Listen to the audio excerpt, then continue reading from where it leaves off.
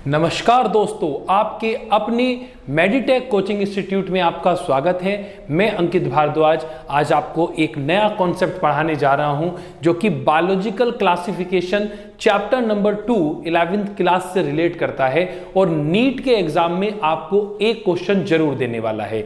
इससे पहले मैं बायोलॉजिकल क्लासिफिकेशन में artificial system of classification, natural system of classification और फाइलोजेनेटिकली सिस्टम ऑफ क्लासिफिकेशन इससे पहली वीडियो में पढ़ा के आया हूं। तो जिन बच्चों ने अभी तक वो वीडियो नहीं देखी है वो इस वीडियो को भी यहां पर चेकआउट कर सकते हैं और उसको भी जरूर देख लीजिएगा बच्चे। मैंने बताया है आपसे कि बायोलॉजिकल क्लासिफिकेशन में जो हम क्लासिफिकेशन पढ़ते हैं उस क्लासिफिकेशन में चाहे एनटीएससी की बात हो, चाहे 9th 10th 11th 12th या फिर नीट की बात हो, उन सभी एग्जाम के अंदर एक क्वेश्चन जरूर पूछा जाता है। तो इसीलिए मैंने क्लासिफिकेशन लेक्चर नंबर 2 यहां पर डिनोट किया है। आज हम इस लेक्चर में क्लासिफिकेशन को पूरा कंप्लीटली पढ़ लेंगे और इससे अगर क्वेश्चन नहीं आया तो आके पूछ लीजिएगा मेरे से आफ्टर द एग्जाम कि सर आप बोल रहे थे कि यहां से क्वेश्चन आएगा और क्वेश्चन नहीं आया है। तो मैं यहां पर 100% श्योर हूं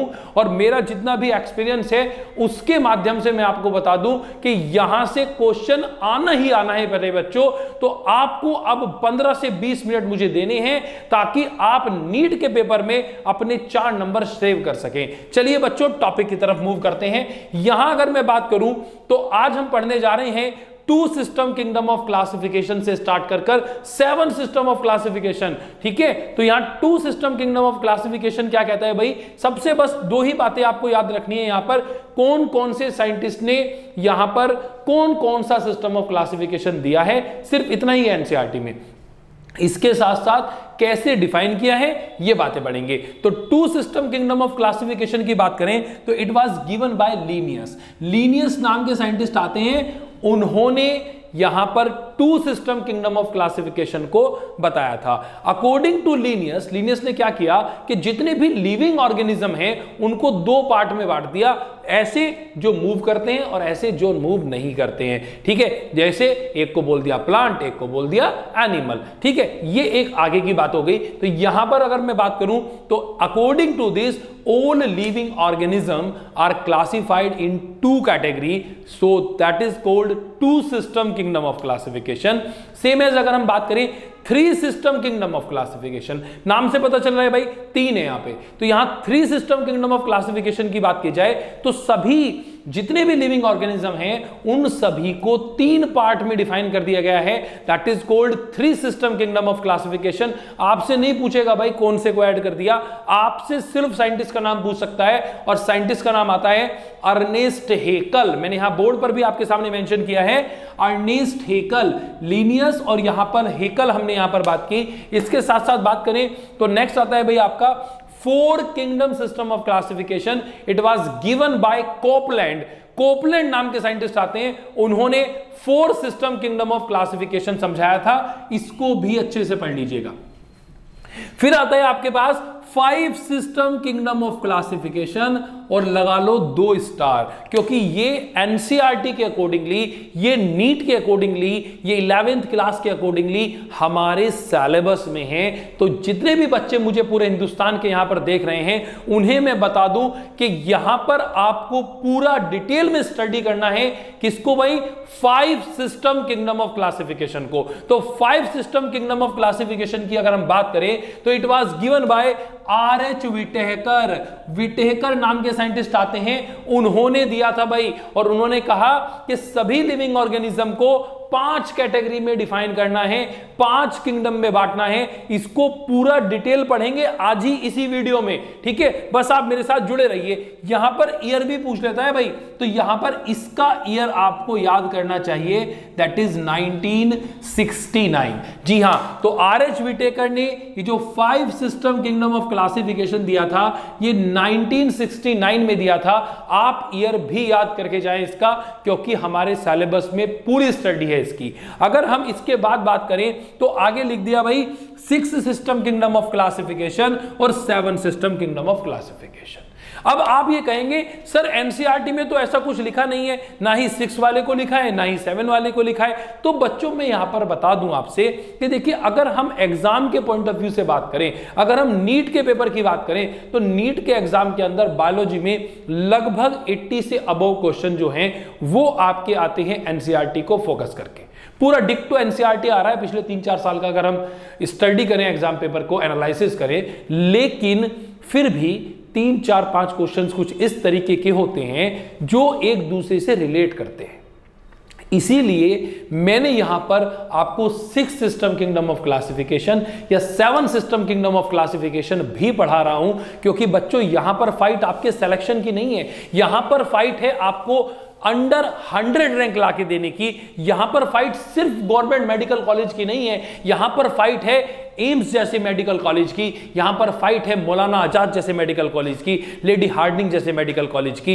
इस तरीके के अच्छे मेडिकल कॉलेज में अगर आपको जाना है तो आपको एनसीईआरटी से अबव जाकर भी थोड़ा सा कंटेंट पढ़ना पड़ेगा, ताकि आप 100 आउट ऑफ 100% मार्क्स लेके यहां पर एग्जाम को बहुत शानदार तरीके से क्लियर कर सके। तो बच्चों इसी क्रम में यहां ज्यादा नहीं पढ़ेंगे, बस सिर्फ इतना कि 6 system kingdom of classification was given bye, तो यहां पर आपने बोल दिया कार्ल वॉइस से। और सेम यहां पर अगर हम बात करें 7 system kingdom of classification bye given by, तो रोस नाम के साइंटिस्ट आते हैं, इन्होंने इसमें स्लाइम मोड वगैरह को ऐड किया है 2003-2005 के बीच में। ये 7 सिस्टम किंगडम ऑफ क्लासिफिकेशन को एक्सप्लेन किया गया था। तो यहां पर मैंने आपको एक ब्रीफ आइडिया दिया किसके बारे में, 2, 3, 4, 5, 6, 7 सिस्टम ऑफ क्लासिफिकेशन सारे मैंने आपको पढ़ाए, सबके साइंटिस्ट पढ़ाए। जल्दी से क्विक रिवीजन कर लेते हैं, आप लोग भी आंखें बंद कर क्विक रिवीजन कर लीजिए। 2 system kingdom of classification was given by Linnaeus, 3 Ernst Haeckel, 4 Copeland, 5 R H. Whittaker, 6 Carl Woese और 7 रॉस। तो यहां पर मैंने आपको साथ के साथ रिवाइज भी करा दिया है। अब हमारे सिलेबस में है 5 सिस्टम किंगडम ऑफ क्लासिफिकेशन, इसको पूरा डिटेल में स्टडी करेंगे। चलिए देखते हैं। तो यहां अगर मैं बच्चों बात करूं, जल्दी से इसको मैं आपको थोड़ा सा रब कर देता हूं ताकि स्पेस बन जाए प्रॉपर वे में। जल्दी से देखो फटाफट से, ये लीजिए जी, है ना, 5 system kingdom of classification, 5 system kingdom of classification. ठीक है, देखो भाई ये आ गया आपके पास 5 system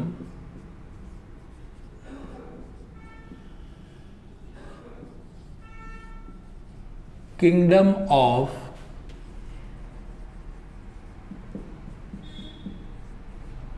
classification. 5 system kingdom of classification given by, short में लिख देते हैं, आर.एच. विटेकर, अभी तो बड़ा RHW इन 1969। ठीक है, ये बातें आपकी रिवाइंड हो गई। ठीक है, अब अकॉर्डिंग टू दिस, अगर हम इसके अकॉर्डिंग बात करें तो सभी लिविंग ऑर्गेनिज्म को 5 टाइप में डिफाइन कर दिया। हाँ, यहां पर हम बात करते हैं तो स्पेसिफिकली लिख लेते हैं भाई। यहां पर नंबर 1 है आपके पास kingdom Monera,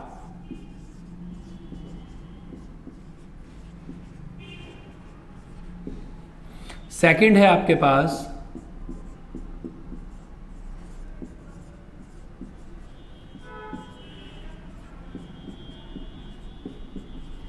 kingdom protista,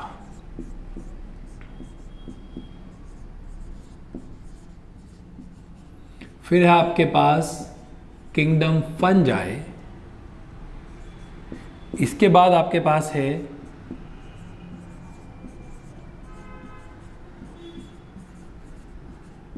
kingdom Plantae, और इसके बाद आपके पास है किंगडम एनिमिलिया, है ना, या किंगडम एनिमल भी बोल सकते हैं, एनिमिलिया कह दीजिए, एनिमल किंगडम कह दीजिए, एक ही बात है। ठीक है, तो यहां अगर हम बात करें, first one is kingdom Monera. Second one is Protista, then Fungi, then Plantae, then Animalia. ठीक है, तो यहां पर मैंने 5 सिस्टम में डिफाइन कर दिया, किसको भाई, 5 सिस्टम किंगडम ऑफ क्लासिफिकेशन को। देखो बच्चों, सबसे पहली बात समझ के चलिए, जब भी आप 5 सिस्टम किंगडम ऑफ क्लासिफिकेशन पढ़ेंगे तो आपको 2-3 बातों का ज्ञान होना बहुत जरूरी है, जो कि यहां पर कुछ बच्चे मेरे को 9th-10th वाले भी देख रहे होंगे, तो उन्हें भी मैं यहां पर बता देना चाहता हूं।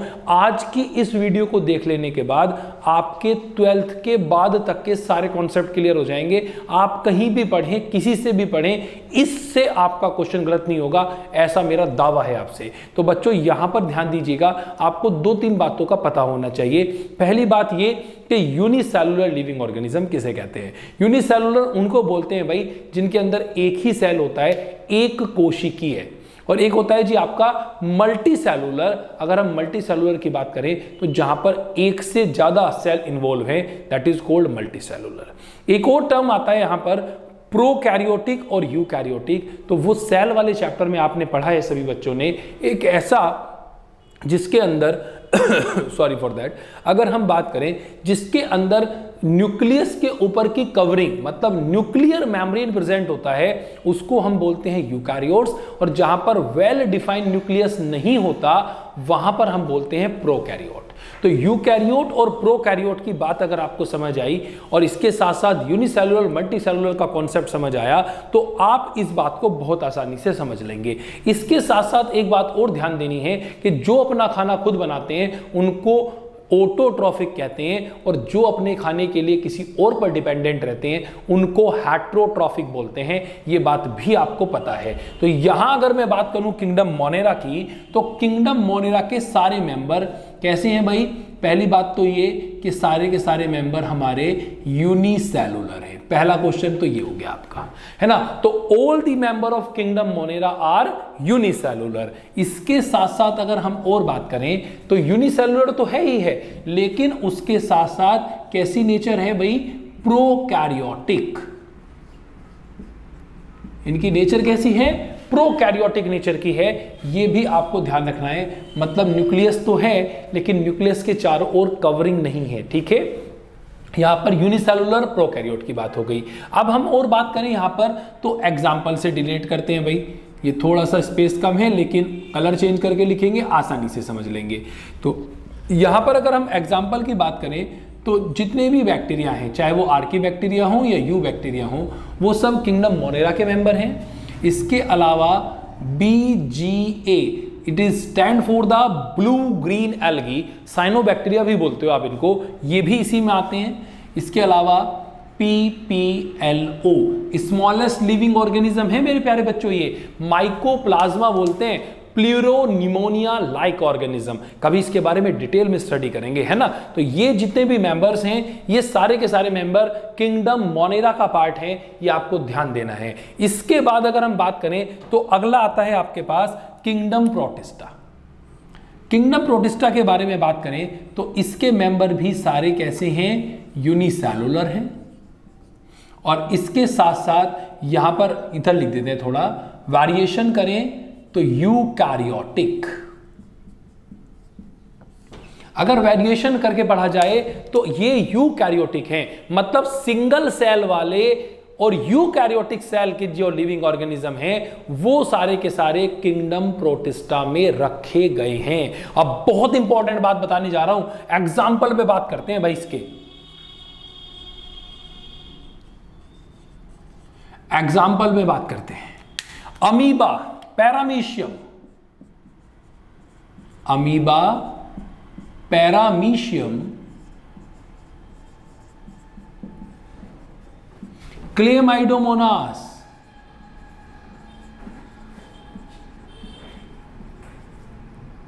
अमीबा, पैरामीशियम, क्लेमाइडोमोनास, एल्गी, ये सारे के सारे मेंबर किसके हैं भाई, किंगडम प्रोटिस्टा के। अब अगर हम एनसीईआरटी को फोकस करें तो आप बच्चे ध्यान दीजिएगा, अगर मैं प्लांट सेल में और एनिमल सेल में डिफरेंस बताऊं तो प्लांट सेल के पास सेल वॉल होती है, एनिमल सेल के पास सेल वॉल नहीं होती। बिल्कुल बेसिक सी बात है। ठीक है। अब प्लांट सेल और एनिमल सेल की बात कर रहे थे। प्लांट सेल के पास सेल वॉल है, एनिमल के पास सेल वॉल नहीं है, ये बिल्कुल बेसिक फीचर था। अब यहां एनसीईआरटी क्या बोलता है कि amoeba paramecium they don't have cell wall, इनके पास सेल वॉल नहीं होती। इसका मतलब कहां होने चाहिए? एनिमल में होने चाहिए। कहां रखने चाहिए थे? एनिमल किंगडम में रखना चाहिए था, लेकिन कहां रख दिया? किंगडम प्रोटिस्टा में। रीजन सुनिए क्यों। तो यहां एनसीईआरटी बोलता है कि amoeba paramecium don't have any cell wall but now placed under kingdom Protista due to its unicellular eukaryotes nature. इसका मतलब जितने भी यूनिसेलुलर हैं और यूकैरियोटिक नेचर के हैं, फिर वो चाहे प्लांट हो या एनिमल हो, उन सब को कहां रखा जाएगा? उन सब को रखा जाएगा किंगडम प्रोटिस्टा में। स्टार लगाना पड़ेगा भाई ये बात के लिए, यहां पर स्टार लगाना पड़ेगा। किंगडम प्रोटिस्टा में रखा जाएगा। इसी तरीके से अगर हम बात करें क्लेमाइडोमोनास एल्गी की, एल्गी है भाई, शैवाल है, प्लांट है, एक्वेटिक प्लांट होता है, इसका मतलब किंगडम प्लांटी में पढ़ना चाहिए था, लेकिन ये यूनिसेलुलर है मेरे प्यारे बच्चों। और जितने भी यूनिसेलुलर यूकैरियोट्स होते हैं उनको कहां रखा जाता है? किंगडम प्रोटिस्टा में। इसलिए हमने इनको कहां रखा है? किंगडम प्रोटिस्टा में।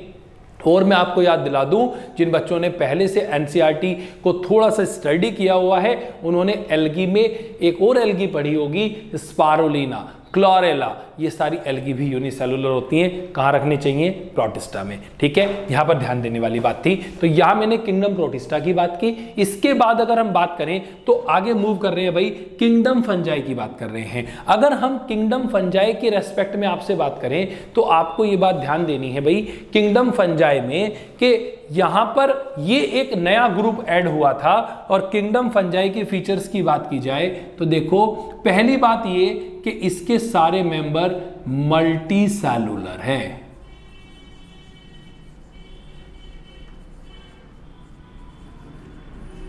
एक्सेप्ट ईस्ट, ईस्ट को छोड़कर।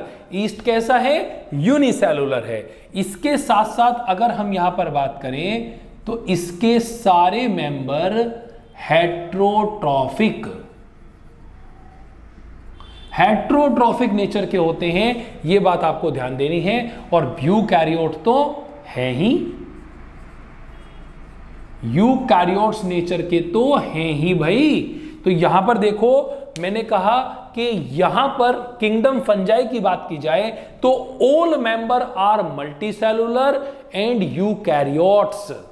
मल्टी सेलुलर भी हैं और यूकैरियोट भी हैं, एक्सेप्ट ईस्ट, ईस्ट को छोड़कर। Yeast are unicellular eukaryotes. लेकिन यहां एक पजल है भाई, आपके लिए मैं यहां पर एक क्वेश्चन पूछ रहा हूं। आप जो भी बच्चे यहां पर वीडियो को देख रहे हैं वो कमेंट बॉक्स में जाके मुझे इस क्वेश्चन का आंसर बताएं और मैं जान लूंगा कि आपकी नीट में कैसी तैयारी चल रही है। ठीक है, जल्दी से देखिए भाई, यहां मैंने आपको एक्सेप्शन दिया है कि जी ईस्ट जो है वो यूनिसेलुलर होता है और यूकैरियोट भी है। और इसका मतलब ये कहां जाना चाहिए था? इसे पढ़ना चाहिए था किंगडम प्रोटिस्टा के अंदर, लेकिन हम पढ़ते कहां हैं? किंगडम फंजाई में। ऐसा क्यों? तो यहां मैंने आपके लिए क्वेश्चन छोड़ दिया है भाई, यहां पर क्वेश्चन मार्क लगा दिया है आपके लिए। बताओ कि किंगडम फंजाई में क्यों रखा हमने ईस्ट को, जबकि ये यूनिसेलुलर यूकैरियोट्स नेचर का है। इसको किंगडम प्रोटिस्टा में क्यों नहीं रखा है? अगर वीडियो अच्छी लग रही हो, अगर लग रहा हो कि कुछ समझ आ रहा है, अगर लग रहा हो कि पीछे के कॉन्सेप्ट क्लियर हो रहे हैं, तो वीडियो को लाइक करना ना भूले बच्चों, और अपने सभी ग्रुप के अंदर शेयर आउट भी कर दिया करो। ठीक है, चलिए अगर हम और बात करें तो एग्जाम्पल की बात कर लेते हैं भाई, किंगडम फंजाई के एग्जाम्पल को में। तो जितने भी फंगस आते हैं, जैसे आज के टाइम पर एक फंगस चल रहा है बड़ा खतरनाक सा, है ना, ब्लैक फंगस, ये भी फंगस का ही एग्जाम्पल है। मतलब किंगडम फंजाई के ही मेंबर होंगे जी। फंगस हो गया। इसके अलावा एक वेजिटेबल्स आप ऐड खा लेते हैं जनरली, नाम है भाई मशरूम। तो जो मशरूम वगैरह हैं उसके बारे में हम बात करेंगे, हनी मशरूम वगैरह, ठीक है, आगे के लेक्चर्स में। तो मशरूम जो है वो भी यहां पर किसका मेंबर है भाई, किंगडम फंजाई का मेंबर होता है, ये बात आपको ध्यान देनी है। तो चाहे रिंगवॉर्म की बात की जाए, दाद की बात की जाए, या ब्लैक फंगस की बात की जाए, व्हाइट फंगस की बात की जाए, ये सभी जितने भी धरती पर किसी भी एनिमल या प्लांट को नुकसान पहुंचाने वाले फंगस हैं वो सारे के सारे किंगडम फंजाई में रखने हैं, ये बात ध्यान देनी है, ठीक है। इसके साथ साथ अगर हम और बात करें तो नेक्स्ट आता है जी किंगडम प्लांटी। किंगडम प्लांटी की बात की जाए, शॉर्ट में लिख दूं मेरे प्यारे बच्चों, देखो मल्टी सेलुलर, ठीक है, इसके अलावा यूकैरियोट्स, सारे के सारे कैसे हैं, यूकैरियोटिक नेचर के हैं। इसके अलावा अगर हम बात करें तो कैसे हैं भाई, ऑटोट्रोफिक, ऑटोट्रोफिक नेचर है इनका, मतलब अपना खाना खुद बनाते हैं। अगर हम प्लांट की बात करें तो लाइट से अपना खाना खुद बनाते हैं, मतलब फोटो ऑटोट्रोफिक इन नेचर। यहां पर फोटो ऑटोट्रोफिक है ना, फोटो ऑटोट्रोफिक मैंने शॉर्ट में लिख दिया, photo autotrophic that is PAT, ठीक है। तो यहां लाइट से अपना खाना बनाते हैं। और अगर एग्जाम्पल की बात की जाए तो मुझे तो नहीं लगता भाई कि कोई भी बच्चा इसका एग्जाम्पल यहां नहीं जानता होगा। तो जितने भी आपके ग्रीन प्लांट हैं वो सारे के सारे किंगडम प्लांटी में आपको पढ़ने हैं। इसके साथ साथ अगर हम और बात करें एनिमल किंगडम या एनिमेलिया की बात की जाए, मल्टी सेलुलर सेम बात, यूकैरियोट्स एक बात, और हेटेरोट्रोफिक नेचर है भाई, मतलब अपना फूड खुद नहीं बनाते, फूड के लिए किसी दूसरे पर डिपेंडेंट हैं। अब जरा इसके फीचर को फंजाई के फीचर के साथ मैच करके देखो, क्या बात समझ आती है। देखना जरा भाई, फंजाई का भी मल्टी सेलुलर, इनका भी मल्टी सेलुलर, इनका भी हेटेरोट्रोफिक, इनका भी हेटेरोट्रोफिक, इनका भी यूकैरियोट, इनका भी यूकैरियोट। अरे ये तो मैच कर गए।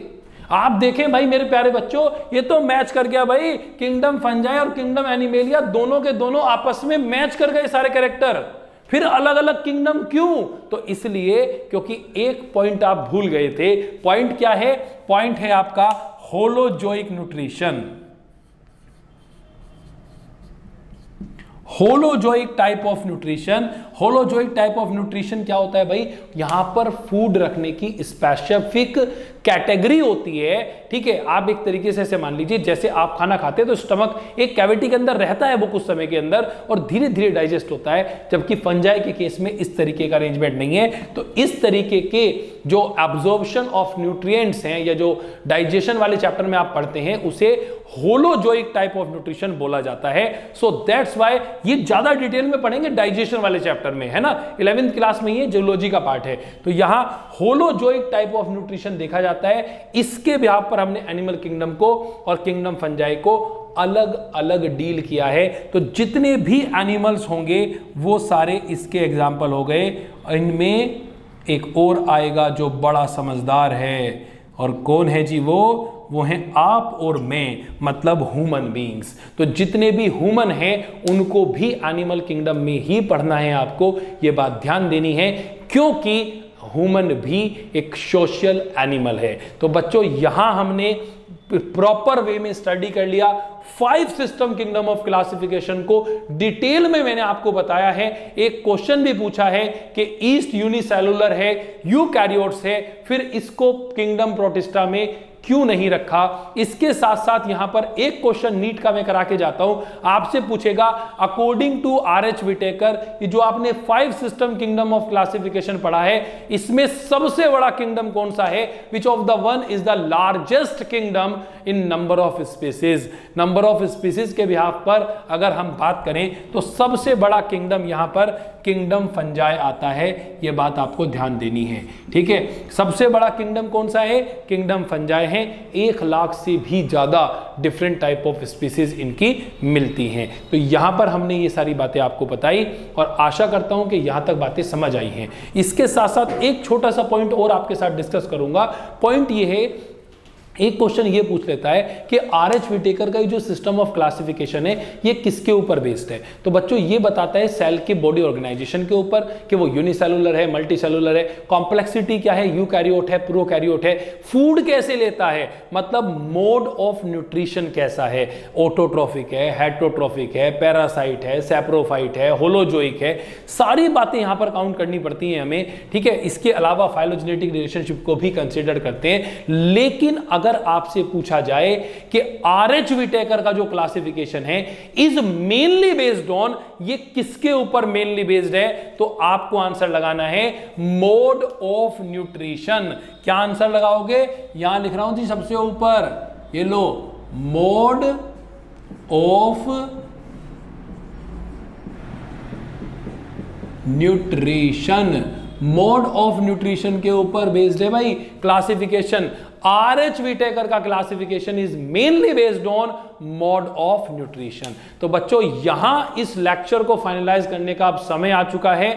अगर आपको ये मेरा कॉन्सेप्ट पढ़ाया हुआ समझ आया हो तो जल्दी से जल्दी अपने सभी फ्रेंड्स को इस वीडियो को शेयर आउट कर दीजिए और हमारी वीडियो को लाइक करना ना भूलें, ताकि हमें भी थोड़ा सा मोटिवेट मिले, हमें भी थोड़ा मोटिवेशन मिले आपसे कि हम जो ये काम आपके लिए कर रहे हैं, ये जो एफर्ट हम कर रहे हैं, इससे आपको फायदा होता जा रहा है। और अगर वीडियो अच्छी लगी है तो प्लीज कमेंट करें, ताकि जो भी आपकी सजेशन हो, जो भी आपके व्यूज हैं, वो हमारे तक पहुंच सके। आज की वीडियो को यहीं पर फाइनलाइज करते हैं। कल दोबारा मुलाकात होगी किसी बहुत शानदार से एक नए कॉन्सेप्ट के साथ, जो आपके नीट के एग्जाम में आपको फायदा पहुंचाएगा। धन्यवाद। जय हिंद, जय भारत।